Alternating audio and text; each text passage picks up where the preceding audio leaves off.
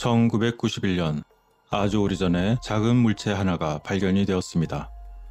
그것은 먼 과거의 소형 코일처럼 보이는 것이었는데 이것이 우랄 산맥의 깊은 한 지점에 어째서 들어있었을까요?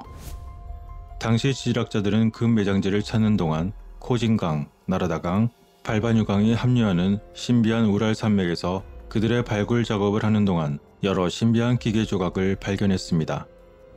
그런데 이 조각들은 무려 10만 년 된 암석에 박혀 있었고 매우 다양한 기계 모양과 독특한 화학적 조성을 가지고 있었습니다. 러시아에서 발견된 이 인공적인 물건은 수많은 논쟁을 불러일으켰으며 신비하고 미세한 구조를 가지고 있던 이것은 무려 30만 전의 것으로 연구되었습니다. 그런데 이것이 나노 기술을 이용한 물건일 수밖에 없다는 것이었습니다. 이처럼 흥미로운 작은 물건은 우랄 산맥에서 금을 추출하기 위한 지질학적 연구를 하던 중에 발견이 되었습니다. 이 조각에는 여러 가지 기술이 포함되어 있었는데 그것은 나선형 코일과 샤프트, 그리고 기타 미확인 부품이었습니다. 그리고 러시아의 과학 아카데미에서 분석한 결과 그 중에서 가장 큰 조각은 대부분의 재료가 구리였으며 가장 작은 조각은 텅스텐과 몰리브덴으로 만들어졌다는 것이었죠. 게다가 이 물체의 가장 큰 부분은 1.18인치에 해당했지만 가장 작은 부위는 무려 10,000분의 1인치에 불과하였습니다.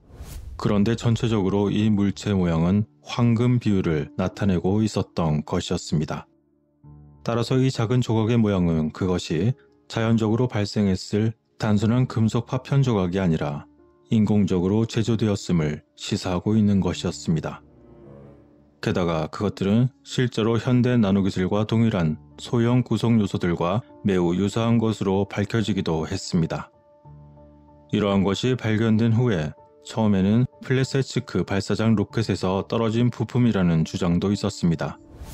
그러나 이 연구가 이루어진 후에 1996년 한 보고서에서는 부품이 너무 깊은 곳에서 발견이 되었다고 언급하면서 그러한 가능성을 배제하였던 것이죠. 그리고 모스크바 연구소의 보고서에 따르면 이 작은 물체는 현대의 제조 과정에서 나온 것이라고 하기에는 그것이 너무도 오래된 상태였다고 전하기도 했습니다. 게다가 금속을 연구하는 지질학자들은 그것들이 자연에서 유래한 것이 절대 아니라고 말하기도 했던 것이죠. 또한 모스크바에 있는 지질학 및 기금속 개발의 중앙과학연구부서의 한 연구에서는 이 물건이 매우 오래된 것임에도 그 구성 요소가 기술적인 인공적 기원을 가진 것이라고 결론짓게 됩니다. 더욱이 이 조각들은 무려 2만 년에서 31만 8천 년 사이에 매우 오래된 두 개의 별개 지층에서 지질학적 샘플을 위해 그곳을 파던 중에 10피트에서 40피트 사이의 깊이에서 발견되었던 물건이라는 것이었습니다. 따라서 사람들은 이것의 기술적 수준을 고려할 때 물리적, 화학적, 그리고 지질학적 기준에 따라 결정된 연대와 완전히 다른 전 세계 여러 곳에서 발견된 수십 개의 선사시대 개체에 적용되는 용어였던 오파츠라고 부르게 되었습니다. 이러한 오파츠는 종종 전통적인 과학자들에게는 논란거리가 되곤 했지만 그와는 반대로 대항과학 이론에 관심이 있는 모험적인 연구자와 개인들에게는 흥미를 주고 있습니다. 그런데 만일 이것이 사실이라면 먼 과거의 인간은 어떻게 그처럼 작은 부품을 제조할 수 있었으며 과연 어떤 용도로 사용되었던 것일까요? 나노기술은 현대에서도 매우 극도로 작은 형태의 기술적인 난관이 여전히 남아있지만 여러 가지 용도로 사용할 수 있고 매우 밝은 미래를 가지고 있는 유용한 기술이기도 합니다. 일부 연구가는 그러한 나노기술로 만든 것으로 보이는 이 매우 작고 섬세하게 만들어진 코일이 홍적사 시대의 인류가 이미 정교한 수준의 기술을 누렸다는 것을 증명한다고 믿는 반면에 또 다른 이들은 그러한 발견이 외계인의 작업이었을 것이라고 주장하기도 했던 것이죠. 그런데 인류가 만들지 않았다고 해서 모두 외계인 소행은 아닐 것입니다. 인류 이전의 조상 또는 인류 이전의 원래 주인이었을 수도 있다는 것이죠.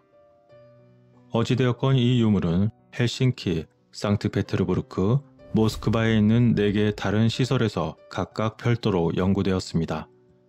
이 작은 물건의 구조에 대한 추가적인 연구는 비츠부르크 대학에서 지질학, 고생물학 및 물리학을 전공하였으며 1988년 그가 공동으로 발견한 아주아라 분화구에 대한 논문으로 지질학 박사학위를 받았던 요하네스 피백 박사가 맡았었습니다. 그런데 그는 이 발견에 대한 주요 연구원이었지만 안타깝게도 1999년에 그가 사망함으로 인하여 이 연구가 그만 중단되고 말았습니다. 그리고 예상대로 고대의 나노, 나선형 물체의 현재 행방은 알려지지 않게 되었던 것이죠. 당시 그의 급작스러운 사망 원인은 정확히 밝혀지지는 않았지만 당시 1956년생이었던 그는 44세의 나이에 급작스럽게 암으로 사망했다고 전해지고 있습니다. 그러나 이러한 것들이 발견이 된 러시아의 우랄 산맥에는 아마도 여전히 이러한 흥미롭고 매우 오래된 물건 중 일부가 많이 남아있을 것입니다. 하지만 아마도 이미 공개된 물건은 어쩔 수 없다 하더라도 비밀리에 추가로 발굴된 물건들 중 그 후에 공개된 것은 아마도 찾기가 쉽지 않을 것입니다. 게다가 러시아의 우랄 산맥은 이와는 또 다른 매우 신비한 것들로 가득 차 있는 곳이기도 합니다. 그 중에서도 아마 가장 유명한 것 중 하나는 한 무리의 러시아 등산객이 알 수 없는 신비하고 강력한 힘에 의해 그들이 죽은 채로 발견이 되었던 디아틀로프 고개 사건일 것입니다. 이 지역은 샤머니즘과 수많은 미학인 물체의 목격으로 유명한 곳이기도 한데요. 이곳에 아주 오래된 무엇인가가 존재했다는 증거는 아직 공개되지 않고 있지만 더 많은 연구가 필요한 곳임에는 매우 분명해 보입니다. 과연 이러한 우랄 산맥에서는 오랜 옛날에 어떤 자들이 정착하여 번성했으며 그들은 이곳에서 무엇을 하고 있었던 것일까요? 그리고 그들이 남긴 것으로 보이는 이러한 물건들은 우리들에게 어떠한 의미를 주고 있는 것일까요? 오늘은 사정이 여의치 않아 심층적인 이야기는 드리지 못하고 짧은 영상으로 만들었습니다. 많이 부족했음에도 끝까지 시청해주신 모든 분들께 깊은 감사를 드립니다.